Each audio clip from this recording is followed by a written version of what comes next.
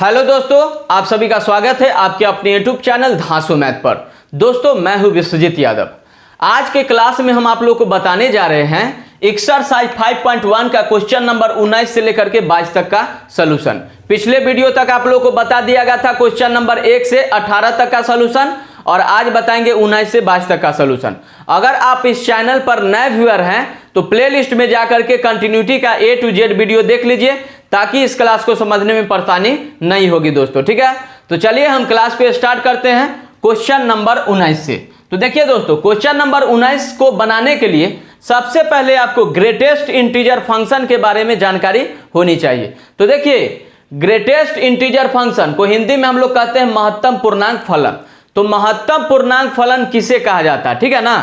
तो ध्यान दीजिए, ए फंक्शन एफ बराबर इतना is call greatest integer function. तो देखिए, बड़ी ब्रैकेट के अंदर जो भी वैल्यू होगा, ठीक है ना, तो बड़ी ब्रैकेट में होना चाहिए। तो अगर कोई फंक्शन एफ बराबर इतना के रूप में रहे तो ऐसे रूप को हम लोग ग्रेटेस्ट इंटीजर फंक्शन कहते हैं। ठीक है दोस्तों, तो चलिए कुछ इसका एग्जाम्पल जानते हैं। ये एग्जाम्पल आपके लिए मेन है।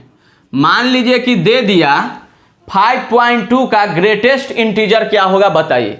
तो देखिए दोस्तों, जब ग्रेटेस्ट इंटीजर की बात आती है तो मुझे बचपना याद आता है। तो देखिए, बचपन में जब हम लोग 10-12 साल के थे तो देखिए, पहले के ज़माने में मार्केट पेठिया होता था ना, आज भी पेठिया है। तो पेठिया करने के लिए जब मम्मी हमको पैसा देती थी कि लो बेटा 20 रुपया सब्जी उब्जी खरीद करके ले आइए, तो मम्मी से हम कहते थे कि देखिए हम बाजार तो कर आएंगे लेकिन इसमें टैक्स लगेगा आपको।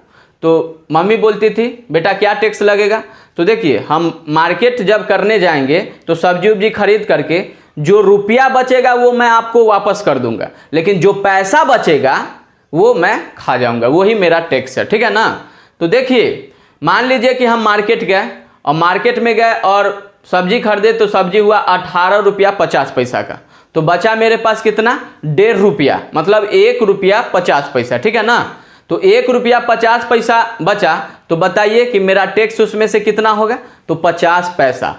पैसा वाला जो होगा हम खा जाएंगे, वही मेरा टैक्स होगा, और रुपया वाला जो है मम्मी को वापस कर देना है। तो 1.5 यानी 1 रुपया 50 पैसा बचा, तो 1 रुपया आकर के मम्मी को देंगे और 50 पैसा हम खा जाएंगे। ठीक है। अगर मान लीजिए बाजार करने के बाद 2.5 रुपया बचा मेरे पास, तो 2.5 रुपया बचा तो 2 रुपया आकर के मम्मी को देना है और 50 पैसा मेरे हक में। ठीक है ना। अगर मान लीजिए बाजार करने के बाद मेरे पास 1 रुपया 80 पैसा बचा, ठीक है ना, तो 1 रुपया मम्मी को देंगे और 80 पैसा हम खा जाएंगे। ठीक है ना। अगर मान लीजिए कि बाजार करने के बाद 5 रुपया 40 पैसा बचा, ठीक है ना, तो 5 रुपया आकर के मम्मी को देना है और 40 पैसा मेरा टैक्स हो गया। ठीक है।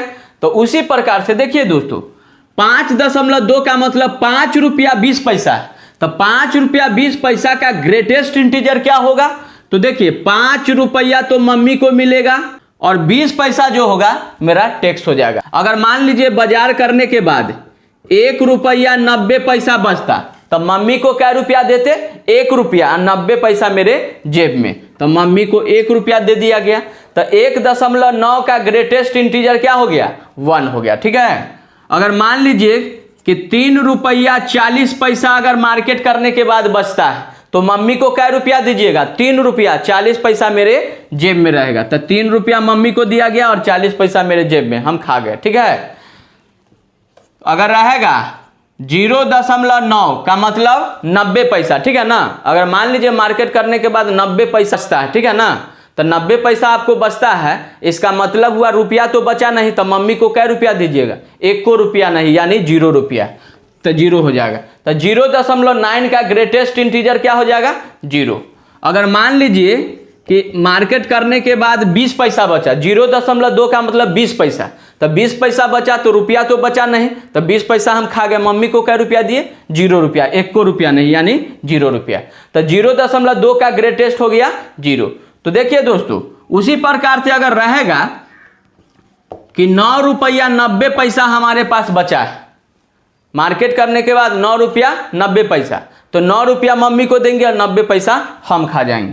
तो इसका ग्रेटेस्ट 9.9 का ग्रेटेस्ट क्या हो जाएगा, 9 रुपया। ठीक है दोस्तों।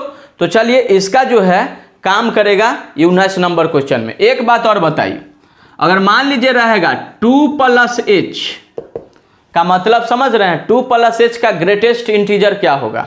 तो 2 प्लस एच का मतलब होता है 2 से थोड़ा सा ज्यादा, मतलब 2 रुपया कुछ पैसा में आ जाएगा।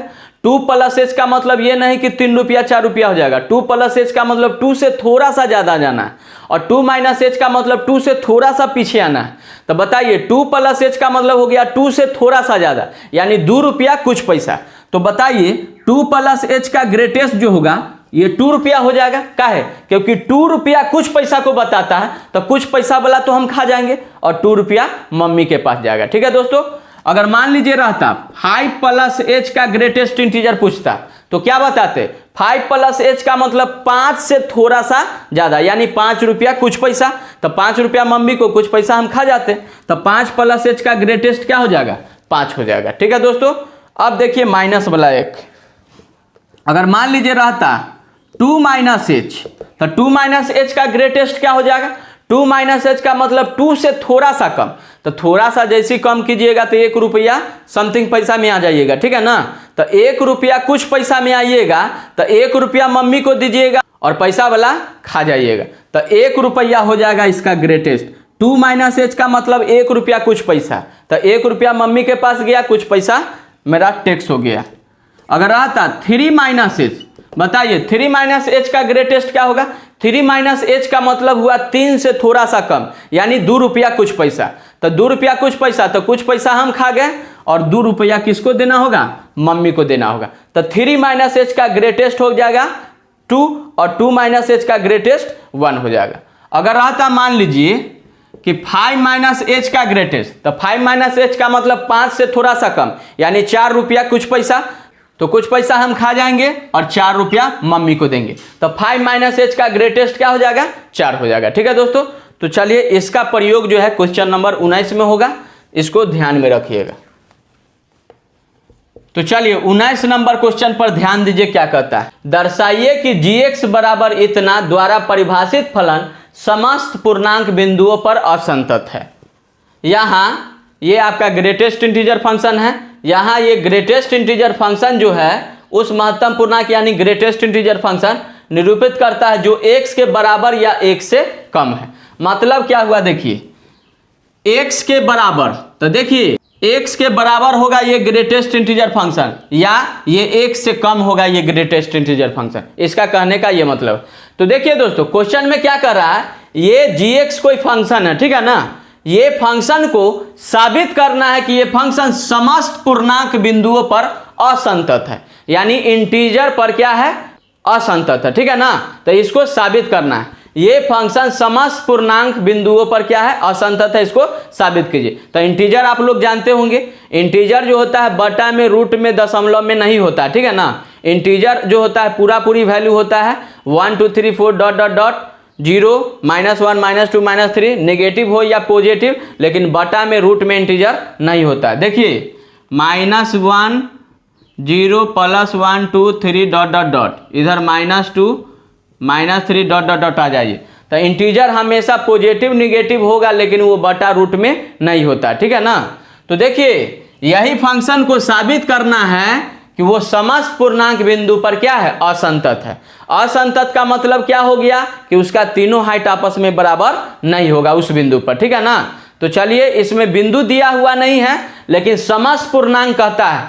तो देखिए समस्त पूर्णांक बिंदु पर ये फंक्शन को डिसकंटिन्यूअस साबित करना है, तो मान लेते हैं कि समस्त पूर्णांक बिंदु जो है n है, n कोई समस्त पूर्णांक बिंदु है, यानी ऑल इंटीजर पॉइंट। ठीक है, तो n पर हम लोग चेक करेंगे। तो माना n कोई समस्त पूर्णांक बिंदु है, let n be any all integral point. तो देखिए आपको साबित करना है कि ये फंक्शन जो है समस्त पूर्णांक बिंदु पर क्या है? डिसकंटिन्यूअस। तो देखिए समस्त पूर्णांक बिंदु हम लोग क्या मान लिए? n, यानी x बराबर n, x बराबर n मान लिया गया। तो n पर सिद्ध करेंगे कि ये फंक्शन gx जो है डिसकंटिन्यूअस है। ठीक है, तो देखिए n पर डिसकंटिन्यूअस का मतलब समस्त पूर्णांक बिंदु पर डिसकंटिन्यूअस हो जाएगा। तो देखिए n बिंदु पर का तीनों हाइट क्या हो जाएगा, limit h tends to 0 function. देखिए फंक्शन में f होता है और फंक्शन में g भी आप लिख सकते हैं, क्योंकि ऐसा इसलिए क्योंकि यहाँ पर g का प्रयोग किया है। तो हम लोग लिखेंगे limit h tends to 0 gn plus h बराबर limit h tends to 0 gn minus h बराबर gn। तो चलिए देखिए यहाँ पर gx था इसलिए हम लोग g का प्रयोग किए। अगर fx रहता तब लिखते function n plus h, function n minus h, function n। ठीक है, तो देखिए बारी बारी से तीनों का वैल्यू निकालिए ये फंक्शन की मदद से। तो लिमिट h टाइम्स टू 0 बताइए gn प्लस h का वैल्यू हम लोग इस फंक्शन की मदद से निकालेंगे। तो एक बात बताइए, अगर x के जगह पर n प्लस h रख देंगे तो gn प्लस h बराबर क्या हो जाएगा, x के जगह पर रख दीजिए n प्लस h, तो ये हो जाएगा n प्लस h और माइनस में ग्रेटेस्ट इंटीजर फंक्शन x के जगह पर n प्लस h। तो बताइए gn प्लस h का वैल्यू ये आ गया। अब लिमिट h टाइम्स टू 0, अब हम लोग क्या करेंगे कि x के जगह पर n माइनस h रखेंगे तो gn माइनस h बराबर क्या हो जाएगा, n माइनस h, x के जगह पर n माइनस h माइनस बड़ी ब्रैकेट n माइनस h, इसी को हम लोग ग्रेटेस्ट इंटीजर फंक्शन कहते हैं, बराबर में gn। तो बताइए अब x के जगह पर n रखिए तो gn बराबर हो जाएगा n माइनस बड़ी ब्रैकेट n, तो n माइनस बड़ी ब्रैकेट n। ठीक है दोस्तों, तो चलिए अब इसको हम लोग क्या करेंगे, सॉल्व करेंगे। Limit h tends to 0 n plus h minus, एक बात बताइए n प्लस h का ग्रेटेस्ट इंटीजर क्या हो जाएगा, अभी थोड़ा देर पहले बताए हैं। अगर 2 प्लस h है तो 2, अगर 2 माइनस h है तो 1, तो प्लस वाला पर ध्यान देना है, यहाँ पर प्लस है ना, तो n प्लस h का मतलब n से थोड़ा सा ज़्यादा, n से थोड़ा सा ज़्यादा का मतलब n रुपया कुछ पैसा। तो बताइए n रुपया कुछ पैसा, तो कुछ पैसा तो आप खा जाइएगा और n रुपया मम्मी को दीजिएगा, तो n प्लस h का ग्रेटेस्ट हो जाएगा n बराबर limit h tends to 0 n minus h minus, बताइए n माइनस h का ग्रेटेस्ट क्या हो जाएगा, इस पर थोड़ा सा गौर कीजिएगा। n माइनस h का मतलब n से थोड़ा सा कम। तो एक बात बताइए मेरे प्यारे दोस्तों, अगर 5 माइनस h है तो 4 लिखे, अगर 6 माइनस h का ग्रेटेस्ट पूछता तो 5 लिखते। अगर मान लीजिए कि उसी प्रकार से n माइनस h है तो एक बात बताइए n के जगह पर अगर 6 है तो यहाँ 5 लिखे, n के जगह पर यहाँ 5 है तो 4 लिखे, मतलब इससे कै कम कर रहे हैं, तो इससे एक कम और इससे एक कम, तो यहाँ भी क्या होगा, इससे एक कम हो जाएगा। तो n माइनस h का ग्रेटेस्ट हो जाएगा n माइनस 1, मतलब n से क्या कम, 1 कम हो जाएगा। तो माइनस वाला पर ध्यान दीजिएगा, अगर 2 माइनस h है, ध्यान दीजिए यहाँ 2 माइनस h है तो क्या हो गया 1, मतलब इससे क्या कम, एक कम। तो उसी प्रकार से n माइनस h है तो n से एक कम हो जाएगा इसका ग्रेटेस्ट n माइनस 1। तो बताइए n माइनस h का ग्रेटेस्ट हो जाएगा n माइनस 1 बराबर n माइनस n का ग्रेटेस्ट। मान लीजिए आप मार्केट करने गए और आपके पास 2 रुपया बचा, तो पैसा तो बचा नहीं जो आपको टैक्स मिलेगा, तो ये 2 रुपया आप डायरेक्ट मम्मी को दे दीजिए। पैसा बचता तब आप खाते, पैसा नहीं बचेगा तो आप नहीं खा सकते, रुपया वाला मम्मी को देना। तो अगर 2 रुपया का ग्रेटेस्ट पूछेगा तो 2 होगा, अगर 3 रुपया का ग्रेटेस्ट पूछता तो क्या होता, 3 रुपया होता। ठीक है ना, तो ध्यान देना है इस पर। तो n का ग्रेटेस्ट क्या होगा n, कहा कि n रुपया बचा नहीं। तो देखिए अब हम लोग क्या करेंगे, इसको सॉल्व करेंगे। Limit h tends to 0 n plus h minus n बराबर limit h tends to 0 n minus h, minus से गुना कीजिए, minus n minus minus plus 1 बराबर में n में से n जाएगा तो 0, तो n से n कट गया तो बचा क्या h। अब h का वैल्यू 0 रख दीजिए, तो 0 रखिएगा तो लिमिट गायब हो जाएगा, तो h का वैल्यू 0 बराबर, यहाँ में देखिए n से n कट जाएगा, h का वैल्यू 0 रखा जाए तो यहाँ जाएगा माइनस 0 प्लस 1 बराबर 0, तो 0 बराबर माइनस 0 प्लस 1 1 बराबर 0। बताइए तीनों हाइट बराबर है, बिल्कुल बराबर नहीं है। जब तीनों हाइट बराबर नहीं है इसका क्या मतलब, ये फंक्शन gx जो है बिंदु n पर क्या होगा, डिसकंटिन्यूअस हो जाएगा, यानी समस्त पूर्णांक पर ये फंक्शन क्या है, डिसकंटिन्यूअस। तो यहां लिख दीजिएगा अतः फलन g समस्त पूर्णांक बिंदु पर असंतत है, hence gx is discontinuous at all integral points. ठीक है दोस्तों, तो चलिए इसका स्क्रीनशॉट ले लीजिए और प्रैक्टिस करते रहिएगा। ठीक है दोस्तों,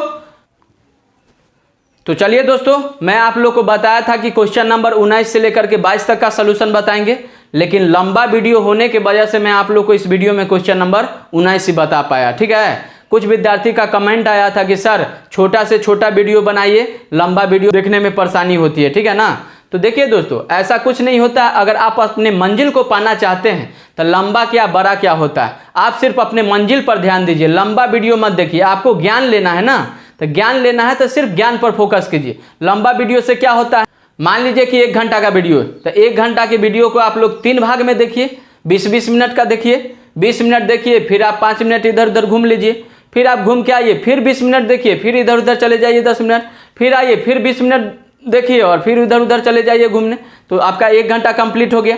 तो देखिए, तो लक्ष्य को पाने के लिए आपको छोटा बड़ा से मतलब नहीं रखना है। तो चलिए, फिर भी मैं आप लोग के कमेंट का ख्याल रखा, तो चलिए फिर आप लोग को अगले वीडियो में क्वेश्चन नंबर 20 से बताएंगे। तो चलिए दोस्तों, आज का क्लास यहीं समाप्त करते हैं, फिर आप लोग को अगले वीडियो में क्वेश्चन नंबर 20 से बताएंगे। ठीक है।